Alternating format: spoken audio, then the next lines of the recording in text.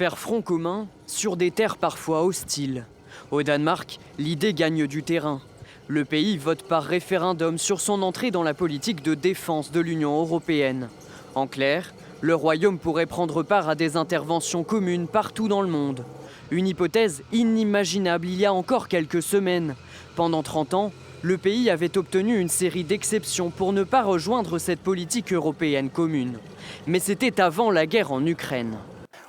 Il s'agit de sécuriser l'Europe, dont le Danemark fait partie depuis des générations et qui peut nous donner une meilleure sécurité.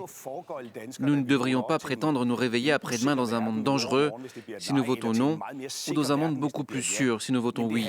Il s'agit de l'avenir et ce n'est pas l'OTAN ou l'UE, c'est l'UE et l'OTAN. Déjà membre de l'OTAN, le Danemark pourrait cumuler cette politique de défense avec celle de l'Union européenne. Dans le pays, 11 des 14 partis représentés au Parlement ont fait campagne en ce sens. Parmi les partisans du oui, la Première ministre elle-même est allée à la rencontre des habitants. Je vous conseille de tout cœur de dire oui. Je ne pense pas m'être déjà autant investi. Lorsque l'on voit Poutine aussi agressif en Ukraine, et il pourrait l'être ailleurs, alors je pense que nous, dans le reste de l'Europe, devrions faire front commun. Selon un dernier sondage, le oui l'emporterait à plus de 65% des suffrages.